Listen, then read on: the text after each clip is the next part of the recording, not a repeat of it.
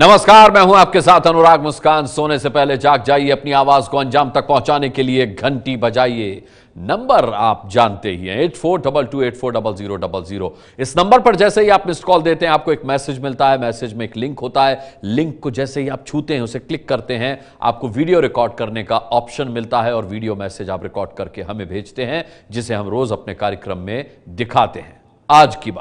आज बात सत्ता की काली त्वचा को गोरी करने वाली क्रीम की। जी हां, आज बात ऐसे ब्यूटी पार्लर की जो सत्ता के बदसूरत चेहरे को चमकाने का काम करता है।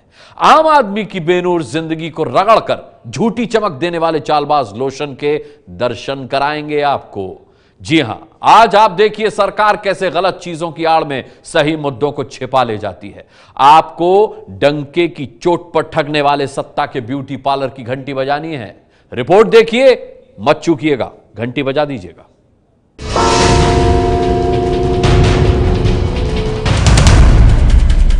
आज विकास के सरकारी दावों का पोस्टर उखड़ेगा और सामने आएगा वो सच जो सिस्टम ब्यूटी पार्लर छाप सियासत के फेशियल में छिपा लेता है। जैसे इलाहाबाद में हुआ, मुख्यमंत्री पहुंचे तो टेंट हाउस का कूलर अस्पताल में लगा दिया गया। पोल खुली, बाद में मुख्यमंत्री गए तो कूलर भी हट गए।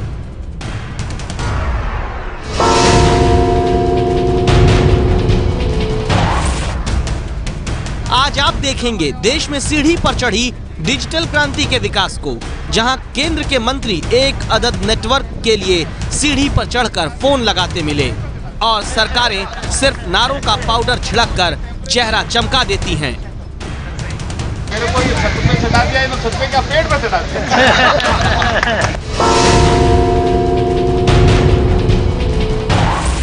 दिखाएंगे आज आपको कैसे किसान अपनी मेहनत यूं सड़क पर बहाने के लिए मजबूर है और सरकारें व्यस्त हैं अब भी कृषि प्रधान देश के किसान हित में सिर्फ ऐलानों की मसाज करके सच छिपाने में।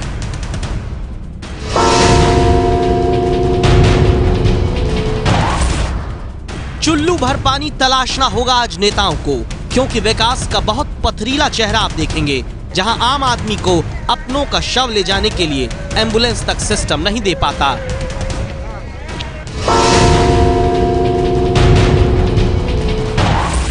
और दिखाएंगे आपको सिर्फ सरकारी दावों में बनने वाली स्मार्ट सिटी का चेहरा भी, जहां सड़क पर चलती कार में यूं घोड़ा घुस जाता है।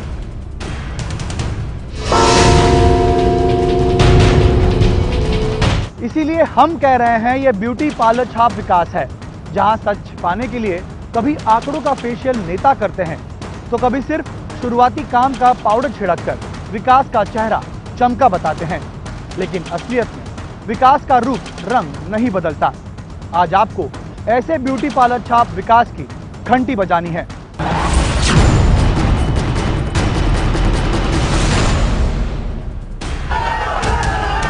इलाहाबाद के सरकारी अस्पताल से मुख्यमंत्री योगी आदित्यनाथ निकल रहे थे।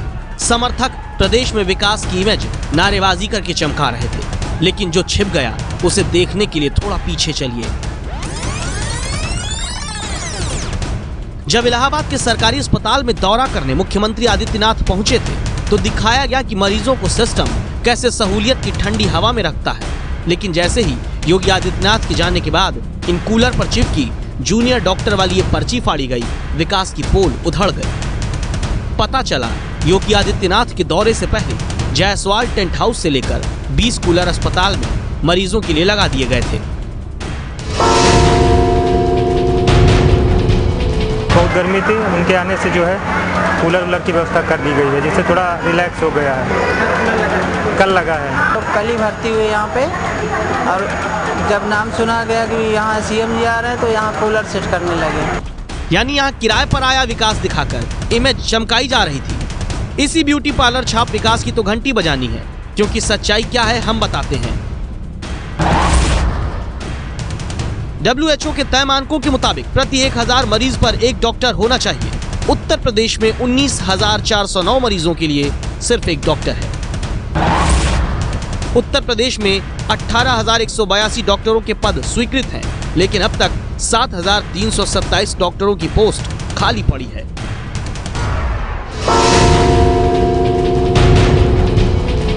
जब डॉक्टर नहीं होंगे तो मरीजों को दूसरी बुनियादी चीजें सरकार कहां से मुहैया कराएगी। यही वजह है कि सीएम के दौरे के वक्त सरकार को किराए का कूलर लगा करके विकास की ठंडी हवा बहते दिखाना पड़ा। और विकास के नाम पर यह ढकोसला सिर्फ एक राज्य में नहीं है।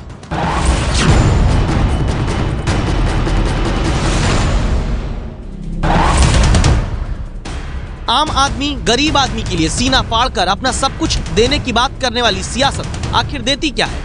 दो तस्वीरें हैं ये, ओडिशा का बालासोर और कोटापुर, जहां सरकारी अस्पताल में गरीब आदमी को एम्बुलेंस तक नहीं मिली ताकि वो सम्मान से अपनों का शव ले जा सके। देश का आम आदमी रिक्शे पर शव ले जाता है, खाट पर यूं अपनों की अंतिम यात्रा ले जाने के लिए मजबूर होता है। एम्बुलेंस की इन्हीं कमी के कारण क्या है सच, ये भी जानिए।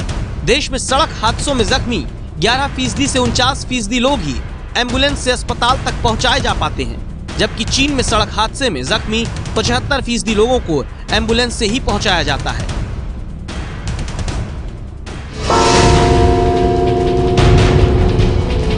सरकार चाहे केंद्र की हो या राज्य की, गरीब आदमी के विकास के नाम का मेन्यू लिस्ट पूरा पढ़ डालते हैं। जैसे देश में सरकारी आंकड़ों की फेयरनेस स्कीम से डिजिटल क्रांति का चेहरा चमकाया जा रहा है, लेकिन ब्यूटी पार्लर छाप विकास का ये दावा धुंधला पड़ जाता है सच्चाई का पानी पड़ने से।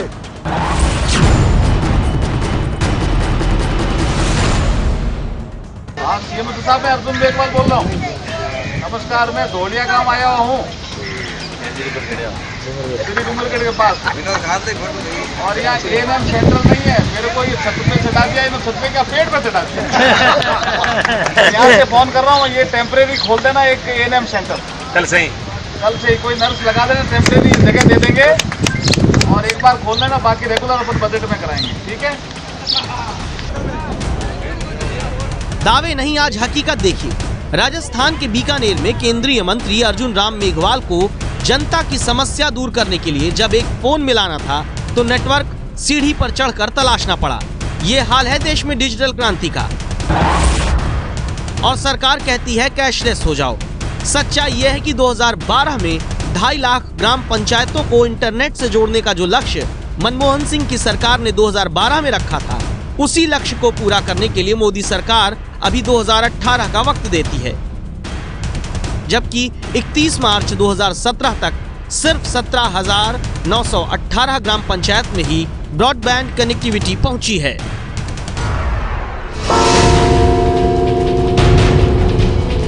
बात सिर्फ इतने पे खत्म नहीं होती। प्रधानमंत्री नरेंद्र मोदी वीवीआईपी कल्चर खत्म करने के लिए कहते हैं लाल बत्ती हटाओ। खुद को प्रधान सेवक प्रधानमंत्री भी बताते हैं, लेकिन उन्हीं के मंत्री फग्गन सिंह सिवनी में छात्रों की मांग सुनने के नाम पर जताने लगते हैं अपने मंत्री होने का दम।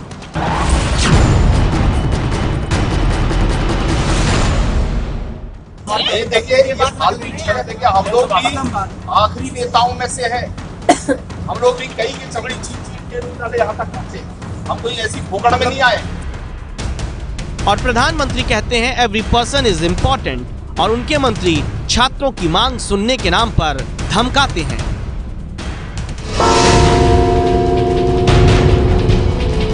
देखिए, ये बात देखिए, हम लोग भी आखिरी नेताओं में से है।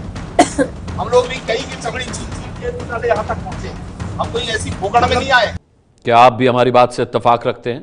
क्या आपको भी लगता है कि विकास के वादों पर नेता झूठ के आंकड़ों की बाजीगरी करते हैं? अगर हां, तो क्यों देर कर रहे हैं? मिस्ड कॉल दीजिए। नंबर आप जानते ही हैं, 8422840000। घंटी बजा दीजिए ऐसे नेताओं की।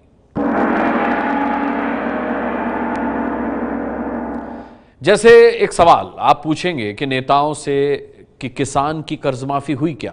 कहेंगे कर तो दी। फिर पूछिए आप कहां हुई? किसानों को तो कर्ज माफ अब तक नहीं हुआ। नेता का जवाब होगा कर तो रहे हैं। ऐसे ही बातों का लच्छा फैलता रहता है साहब। विकास उसी लच्छे में उलझा सा नजर आ रहा है। ऐसे ही अब भी हो रहा है। छवि सरकारें चमका लेती हैं, जनता और किसान उसी छवि की चकाचौंध में कहीं खो जाते हैं।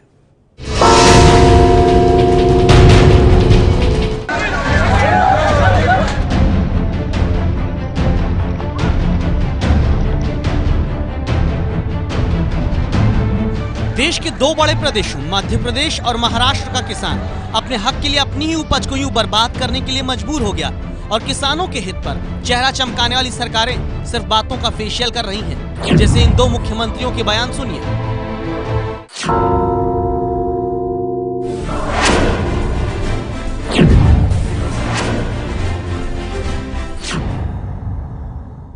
हमने फैसला किया है कि 8 रुपया प्रति किलो की दर से किसानों की प्याज सरकार खरीदेगी, ताकि खेतों में प्याज के जो ढेर लगे हैं और किसान का जो लागत मूल्य नहीं निकलता है उससे हम निजात दिला पाएं और प्याज उत्पादक किसान बर्बादी से बच जाए। सरकार ने किसानों के हित के सारे निर्णय लिए। जो ओवरड्यू किसान थे, जो कर्जे में डूबे हुए किसान थे, जो थकित किसान थे, ऐसे छोटे और मझोले किसानों को फिर से हम लोग नेट में लाने के लिए उनके कर्जे को हम समाप्त करेंगे, ये निर्णय हमने किया। कर्ज माफी की जो बात महाराष्ट्र में देवेंद्र फडणवीस कह रहे हैं, पहले वहीं का सच देखते हैं, जहां अहमदनगर जिले के पूर्णताबा गांव में किसान अपनी मेहनत से उगाई उपज सड़क पर फेंक रहा है।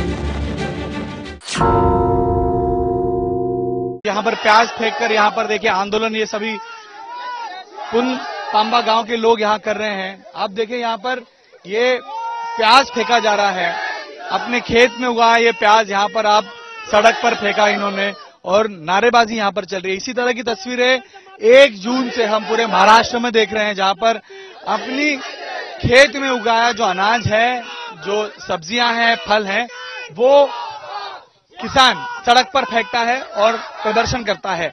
ये इनका गुस्सा है, खेती नहीं कर रहे। इनका कहना है कि हम खेती नहीं करके मजदूरी कर लेंगे।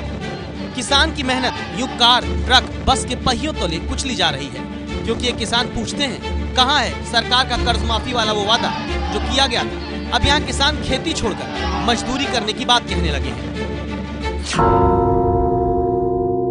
सरकार विचार नहीं करता, वो इसीलिए हम हड़ताल करेंगे। पर ऐसे हड़ताल करने से आप खेती नहीं करेंगे तो फिर घर कैसे चलाएंगे आप? हम खेती नहीं करेंगे तो हम साईं बाबा के वहाँ जाएंगे और रोजी रोटी कमाएंगे। उधर वो मिलता है कुछ 2 पैसे कमाएंगे, उधर ही खाएंगे। दूसरी मजदूरी करेंगे आप? हाँ, अब खेती नहीं करेंगे तो हम दूसरी मजदूरी करेंगे, कहीं दुकान पे लगेंगे, उधर ही कुछ काम करेंगे, उधर ही खाएंगे।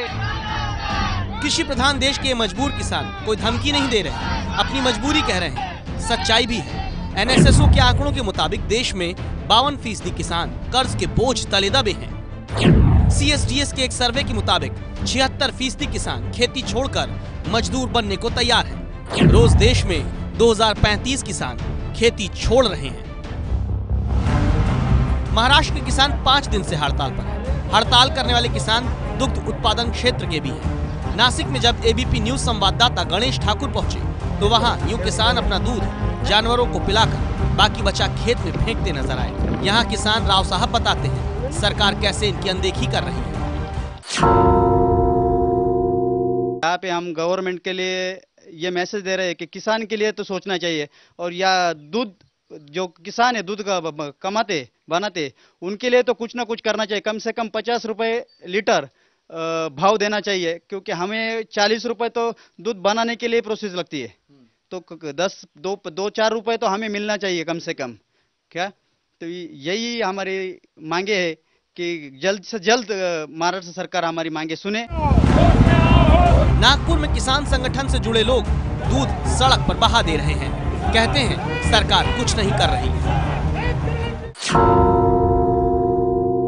मुख्यमंत्री कुछ भी नहीं कर रहे। पिछले 3 साल से मोदी जी ने भी वही कहा था कि जिस दिन हम सत्ता में आएंगे उस दिन कर्ज मुक्ति कर देंगे। आज 3 साल होने के बाद में सिर्फ ये जुमलेबाजी कर रहे, क्योंकि ये 2019 का इलेक्शन की इनकी नजर है। महाराष्ट्र की तरह मध्य प्रदेश का किसान भी हड़ताल पर है, गुस्से में है, लेकिन शिवराज सिंह कहते हैं कि हमने हड़ताल खत्म करा ली है। दरअसल इसके पीछे एक सियासी खेल है। आधा सच है जो कि बताया गया है, आधा सच जो कि छिपा लिया गया। रविवार को शिवराज सिंह चौहान ने ऐलान कर दिया कि किसानों की 2 जून से जारी हड़ताल खत्म हो गई, लेकिन देखिए कैसे मंदसौर में अब भी किसान प्रदर्शन कर रहा है।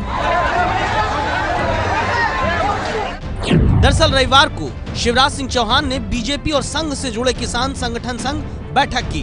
बीजेपी संघ के किसान संगठन से बात करके ऐलान किया था कि किसान अब मान गए हैं, जबकि मध्य प्रदेश में अब भी मंदसौर, इंदौर, सीहोर और धार में किसान आंदोलन कर रहे हैं। उधर उत्तर प्रदेश में सरकार बनते ही पहली कैबिनेट बैठक में किसानों की कर्ज माफी का ऐलान करने वाली योगी सरकार किसान और पर्यावरण के नाम पर नई तरह से चेहरा चमकाती नजर आ रही है। 86 लाख किसानों को जब हम लोग पत्र देंगे, कर्जा माफी का पत्र उनके पास पहुंचाएंगे, मैं वन और पर्यावरण विभाग से मैं इस बात का आग्रह करूंगा कि उन किसानों को 10-10 पौधा दें कि वह सभी किसान अपने खेत में 10 पौधा जरूर लगाएं। योगी जी किसान पेड़ तो तब लगाएंगे जब आप उनकी कर्ज माफी कर देंगे, क्योंकि सच्चाई ये है उत्तर प्रदेश में कर्ज माफी का ऐलान हुए 58 दिन बीत चुके हैं। 7 बैठक करने के बाद भी योगी सरकार यूपी के किसानों की कर्ज माफी पर ठोस नीति नहीं बना पाई है। देश में शायद ही कोई सरकार या सिस्टम ऐसी हो जो अपनी ही नीतियों पर बिना किसी बनावट या फिर बिना किसी सजावट के सच जनता के सामने रख सके। बिहार ले चलते हैं आपको, जहां शिक्षा के लाचार तंत्र ने 12 लाख छात्रों में से 8 लाख छात्रों को फेल कर दिया और मुख्यमंत्री कहते हैं कि बदनाम तो सब हैं, अकेले बिहार क्यों?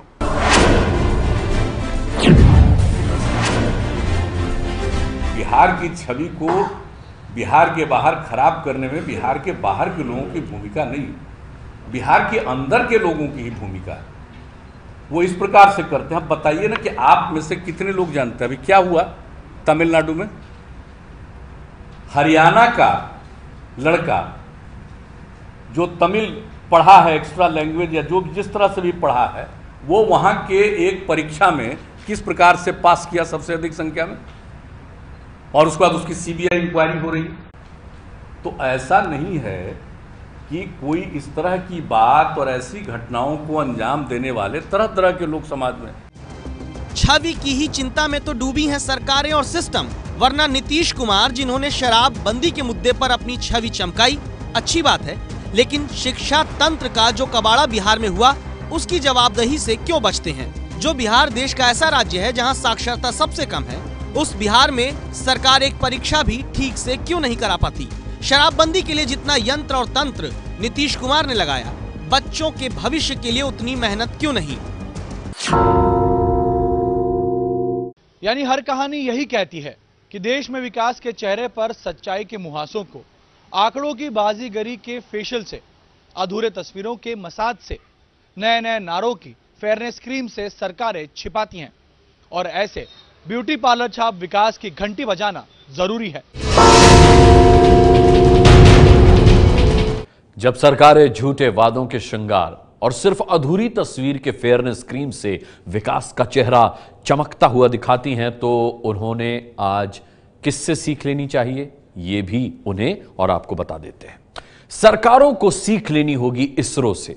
इसरो जिसके वैज्ञानिक लगातार अपनी मेहनत, लगन और मजबूत इच्छा शक्ति के दम पर भारत के विकास की लंबी छलांग अंतरिक्ष में लगा रहे हैं, जैसा आज हुआ। ये तस्वीरें देखिए, भारतीय अंतरिक्ष अनुसंधान संगठन यानी इसरो ने भारत के अब तक के सबसे वजनी रॉकेट को सफलतापूर्वक अंतरिक्ष की कक्षा में स्थापित कर दिया।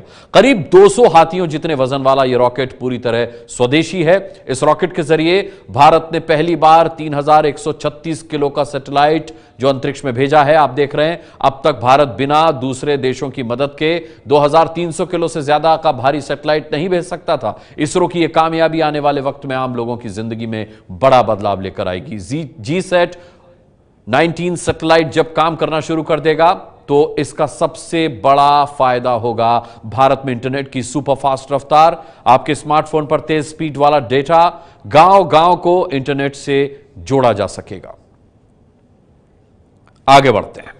दिल्ली के कूड़ा संकट पर पिछले हफ्ते हमने आपको बड़ी रिपोर्ट दिखाई थी, जिस पर हाईकोर्ट ने खुद संज्ञान लिया और गंदगी पर तीनों एमसीडी की घंटी बजाते हुए एबीपी न्यूज को बना दिया जांच अधिकारी। अपनी जिम्मेदारी निभाते हुए दिल्ली में आज हमने क्या देखा, बताएगी हमारी ये रिपोर्ट।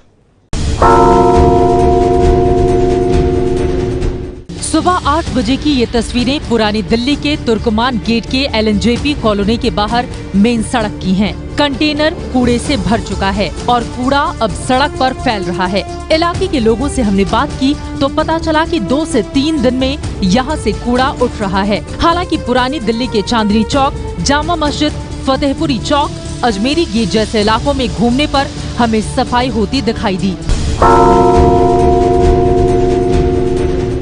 दिल्ली समेत देश भर में केंद्रीय शहरी विकास मंत्री वेंकैया नायडू ने आज कूड़े को अलग अलग करने की नई व्यवस्था की भी शुरुआत की है। नई व्यवस्था के तहत गीले कचरे को हरे डब्बे और सूखे कचरे को नीले डब्बे में जमा किया जाएगा। दिल्ली हाईकोर्ट के आदेश पर दिल्ली के इलाकों में गंदगी पर एबीपी न्यूज लगातार पड़ताल कर रहा है। इस बीच उत्तरी दिल्ली नगर निगम ने 95 लाख रुपए खर्च कर लोगों में सफाई के लिए जल्द ही बड़ा जागरूकता अभियान छेड़ने का दावा किया है। दिल्ली की कूड़ा संकट पर घंटी बजाओ में दिखाई गई हमारी बड़ी रिपोर्ट पर ही हाईकोर्ट ने एमसीडी को कड़ी फटकार लगाई थी और हमें जांच रिपोर्ट बताते रहने का आदेश दिया। 2 जून को हमने दिल्ली में प्राइवेट स्कूलों को पछाड़ने वाले सरकारी स्कूलों के मेधावी छात्रों पर रिपोर्ट दिखाई थी, बजाई थी लचर शिक्षा व्यवस्था की घंटी। आज 2 छात्रों ने हमें वीडियो संदेश भेजे हैं और देश के सामने रखी अपनी बात। आप भी सुनिए। मैं जवाहर नवोदय विद्यालय पीलीभीत का छात्र हूँ। मैं आपको ये बताना चाहता हूँ कि हमारे विद्यालय के टीचर्स ही अपने बच्चों को प्राइवेट स्कूलों में भेजते हैं। क्या इसका मतलब यह है कि उनके पास इतनी योग्यता नहीं कि वो हमारे साथ अपने बच्चों को पढ़ा सकें, या उनके अंदर भरोसा नहीं है? घंटी बजाओ कार्यक्रम देखने के बाद मेरा यह कहना है, कृपा करके पूरे देश में ये ऐसी स्थिति करवाए गवर्नमेंट स्कूल की, दिल्ली जैसी। 8422840000 पर मिस्ड कॉल देकर आप भी हमें अपना वीडियो संदेश भेज सकते हैं। दिल्ली के सरकारी स्कूलों ने कैसे प्राइवेट स्कूल्स को पीछे किया, ये हमने दिखाया था। अब दर्शकों ने इस पर अपनी राय दी है। दिल्ली सरकार की शिक्षा नीति को देखकर बहुत अच्छा लगा। पूरे भारत में एक ही शिक्षा नीति लागू होना चाहिए। ये दिल्ली सरकार का ये एक प्रोत्साहनी कदम है, जिसे देखकर अब लगता है कि अब सरकारी स्कूलों की स्थिति में सुधार होगा। एबीपी न्यूज वाले ने जो मुद्दा उठाया है कि सभी सरकारी स्कूलों और सभी अदर स्कूलों का भी एक समान होना चाहिए, हम उससे सहमत हैं। सरकारी नौकरियों में भी प्राइवेट स्कूलों की मार्कशीट को ज़्यादा अच्छा माना जाता है, जिसकी वजह से आम जनता भी अपने बच्चों का दाखिला प्राइवेट स्कूलों में करवाना चाहती है। इसी कारण हमारे देश में सरकारी स्कूलों का विकास रुका हुआ है। 8422840000 पर मिस्ड कॉल देकर आप भी हमें अपना वीडियो संदेश भेज सकते हैं। अब आगे बढ़ते हैं और दिखाते हैं आज मध्य प्रदेश से आई एक हैरान कर देने वाली खबर। लोग देवालय समझकर पूजा के लिए पहुंचे, पर वहां तो शौचालय मिला। देखने पर आपको देवालय जैसे लगेंगे, पर हैं ये शौचालय। तस्वीरें मध्य प्रदेश की राजधानी भोपाल की हैं, जहां भगवा रंग के टॉयलेट भोपाल नगर निगम के अध्यक्ष सुरजीत सिंह चौहान ने कुछ दिन पहले अपने वार्ड में लगवा दिए। सुरजीत सिंह प्रदेश के सीएम शिवराज सिंह चौहान के भाई हैं। नगर निगम अध्यक्ष के लगवाए भगवा रंग के टॉयलेट कहीं बड़े विवाद की शक्ल लेकर बीजेपी के लिए मुसीबत न बन जाए, इसीलिए महापौर ने अब इन्हें जल्द हटाने और मामले की जांच की बात कही है। ये है एबीपी न्यूज, आपको रखे आगे।